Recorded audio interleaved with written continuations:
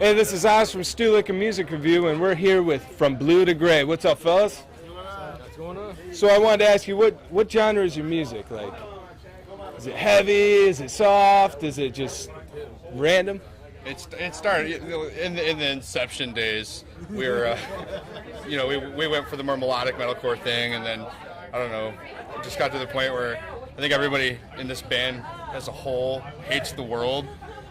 So the band's always been an outlet for everybody's mind, from a creative standpoint. So, we're all pissed off, and I think our music conveys that nicely. Oh, that's great, man.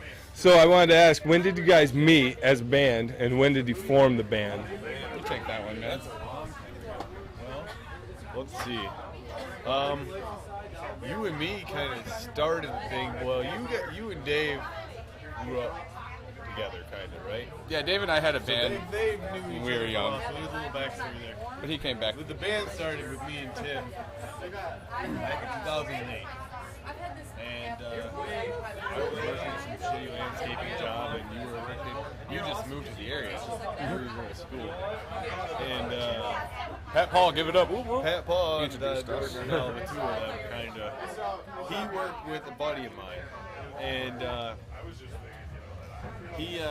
he knew that I played bass and was trying to start a band. He met him through his job, and he called me one day and was like, "Hey, I met this guy who plays guitar, and I think you should give him a call. He seems to be into the same kind of music as you and whatnot." And I'm like, "Yeah, and whatever." And was it you that called me, or was it me that called you? I don't really. It was me that called you. And he called me, and we set up a time to meet, and we're like, "Yeah," we discussed the bands that we liked.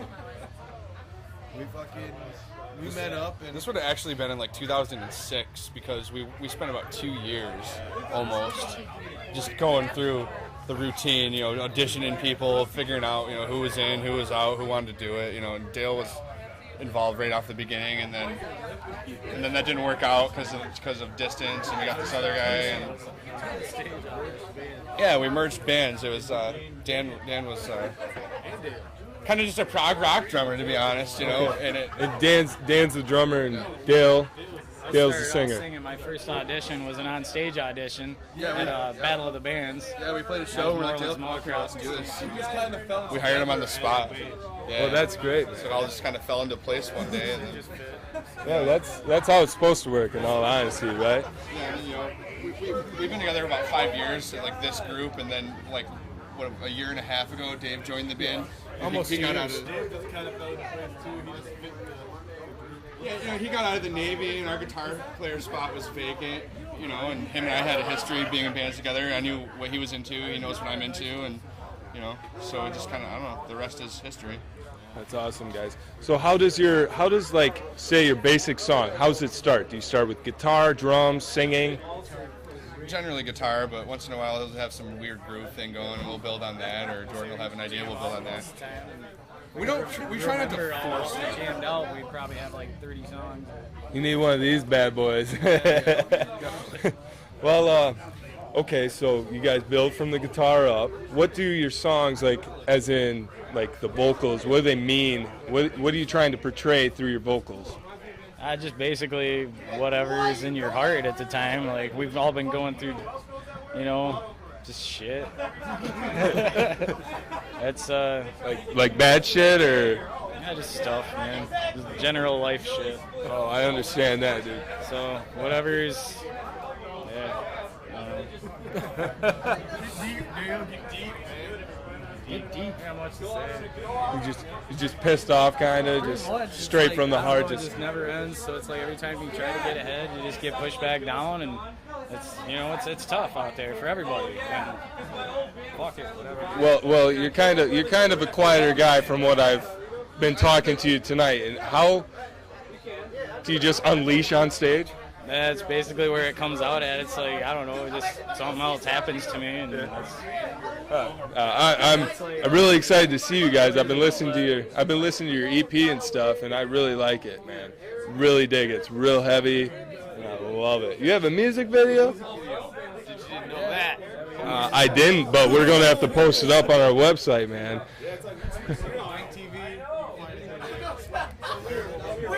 Plug. Terrible Among the Fierce. Plug. So, I was talking to you guys before, and you said you're working on a new album. Is it an album or an EP? It's full length.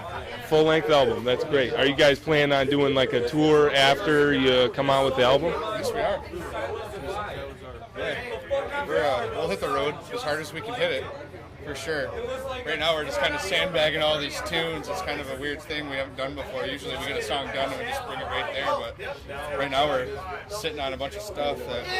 Trying to hold it all back so we can release it all at once. I totally hear you. Are you guys going to play any new tonight, or are you just going to keep holding them back? One song off the new record we're doing that's in our set. All right, great. This new album's going to have a lot of influence from Dave.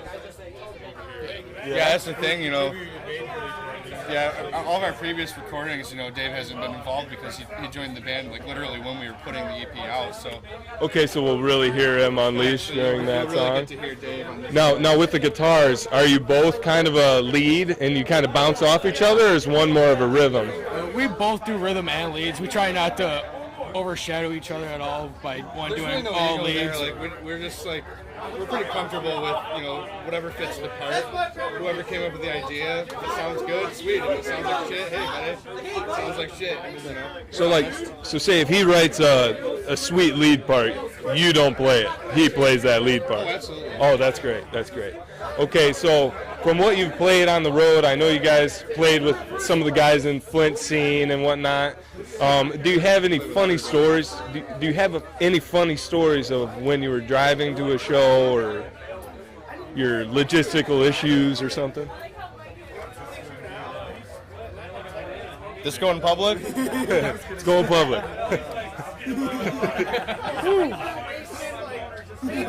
All right. I can't even put a finger on one incident. Do we want to just dot that question? No. Okay. All right. Yeah, man. Yeah, definitely come to a show. One thing that stands out, we were doing this show in, what was it, New York, and we had this guy who was auditioning for guitar, and he ended up being a crazy guy. We'll just leave it at that. But, you know, the roads are icy, you know, the drive is too far, the pay's not enough, you know, it's one of those days. Oh, I hear you. And we literally watched this car, like, spin out in front of us and hit the guardrail. And, like, we all had to get out, and the airbag's going off, and the car's, like, on fire, I thought. But it ended up just being the smoke from the airbag, and she's just, like, you know, nose bleeding, like, I don't know what happened. And we're just like, are you fucking okay? Like, Jeez. I can think of, like, 10 times we've almost died on the way to or from a gig. Can we talk about drugs? I mean, it's on you guys. I mean, we never do cocaine or anything. Okay. Well, we'll leave that one there. Other than that, though, we're pretty much open to everything. Except for, no, we're pretty straight edge. Bath salt? We like, I don't know, we have this thing with, like, with the Sleepless Malice where, like, they think they're the kings of rage, and we know we're the kings of rage.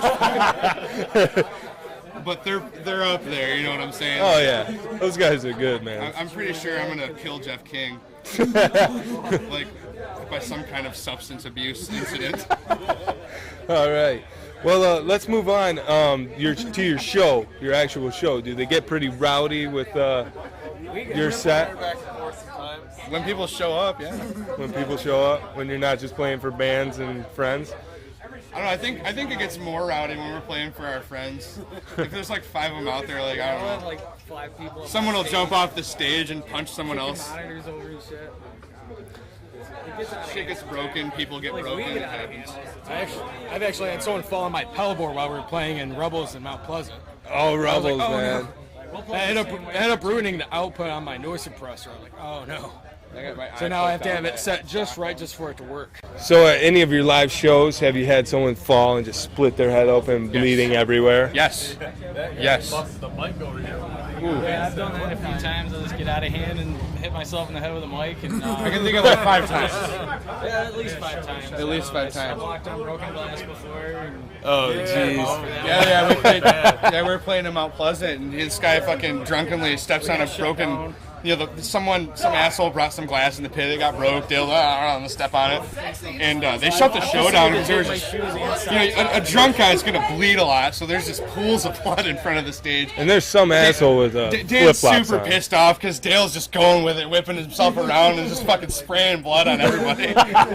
He's got like permanent blood stains on his drum kit from like 5 years ago. Oh God, that's awesome though, man. You can look at that and be like, holy shit, man. I think that was the consensus from everybody that day. So do you guys play it cool before your shows, as in like drinking and substance abuse, or do you guys go crazy? We used to go crazier. I think so, but no. We saw. We used to go on stage too drunk a lot, and then, we realized that we couldn't play our instruments, so we tried to back off. Now we get drunk on stage; it's way more fun. We saw a Sleepless Mouse a few months ago, and the lead singer was just tanked, and the drummers just pissed off at him, but they still sounded great. It was hilarious. That band is a very angry young guy. Justin's so greasy. Well, the drummer looked like he was never going to talk to the lead singer ever again. Those guys are the funnest, happiest train wreck ever. Love Do you them. guys like playing with the Flint scene a lot? Yeah, we do. There's a lot of bands in Flint scene that we play with those all the time. Yeah, for sure. After the minor. Oh, he's shy. Oh, they're in the house tonight, aren't they? Yeah, after the minors here. Yeah, I love those They're guys. our man. BFFs Is that forever. best friends forever? Best friends for fucking ever. Oh, BFFS. BFFS. No, those guys are legit, man. I love playing with them because they just bring an energy, and it forces us to like, all right, I guess we gotta try, So Yeah. So are there any bands in Michigan, like in the heavier scene, like that you would want to play with someday or have played with that's like an accomplishment? And the list of bands we haven't played with has got to be pretty short. I don't know. We've yet to play a show with It Lies Within, but that one's booked next month, so that's going to happen pretty quick here. What's the biggest show you've ever played, as in opening up for a band? Got to be Carnival Chaos. 2008? 9. Where was that at? Stanton, Michigan. Yeah, that was something. Was it a festival? Yeah, it was a pretty big That's festival. like first time I played. They have the Ozfest stage there. First time you bled? No, you're thinking of that Battle of the Bands. 7,000 No, it people? wasn't. Carnival Chaos. Oh yeah, the Bleeding. Yeah, that's right. What was the headlining band? Was it Taproot. Taproot? Taproot, Mushroom Head.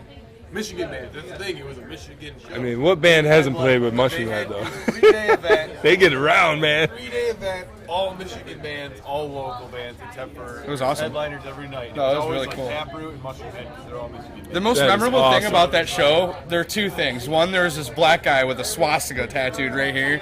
I had this conversation with this guy, and he was just like, "It's just like that's what I'm into." And he's hanging out with this skinhead, and I'm just like, "Dude, what the fuck?" Wait, you're black, man. And then the other thing on, was man. there's this band out of Hastings called Six Prong Paw, and they had to follow Taproot, which is like, that's the slot nobody wants. Right. No one wants to go on after the National, but they went up there and mopped the floor with them, and that always sticks in my mind just how fucking great they were. Really? That's awesome. It's good to see a local band just do that, If you didn't know they were from Hastings, you'd think they were fucking from England. You know what I mean? You just never know. You know Right. what I mean? They were that good. That's real cool. So I wanted to ask you, what do you guys think about what we're trying to do with the music scene in Michigan? I think it's important that anyone is trying to do something, because that's the problem, is that nobody gives a shit. People don't go to shows anymore like they used to. People don't spend money like they used to. They can't. I understand, but there's a saturation of. I hate to say this is probably in trouble for this, but there's so many shitty bands, and there's this collective mindset, I think, of everybody needs their fair shake, which is true, but at the same time, it's like, at a certain point, you got to move on and give a little bit more attention to the great bands. There's so many bands I could name off we don't even have time for that are so amazing, and they don't even get any attention or recognition because people just don't know about them. There's just so much going on. But it's kind of a double-edged sword, because the problem is sort of the good thing, you know what I mean? Like, there's all these bands, and if you sift through them, there's so much gold there, but, you know, it can be challenging. It's impossible to keep up with. Yeah, you know. Have you guys ever had a chance to get signed personally as a band? Or have you turned down deals, or is that kind of a personal? 3. We had 3 turned down. 1 blew us off, and then 1 was like, let's do it, let's do it, let's do it. Oh, by the way, I'm a total piece of shit. And then we had to back out. So 3 turned down or 4 turned down? I'd call it 5. 5 turned down. I mean, it's hard to 5 years, but, you know, I mean, nothing serious. No, I mean, wait, you know, hold out, and maybe we'll be able to help you guys, and let's do this thing. right on, man. All right, guys. I wanted to let you guys give a message to your fans. Hi. Support the bands. And I, God damn it, don't just mean us. Right. Go to a show and don't even give a shit who's on the flyer. Just go to it. Get drunk. Have fun. You know? Spend money. You know, it doesn't even matter who it goes to. It all goes into the scene one way or another. You know? Just have fun. You know? That's what it's all about. If you're not having fun, then what the fuck are you doing it for?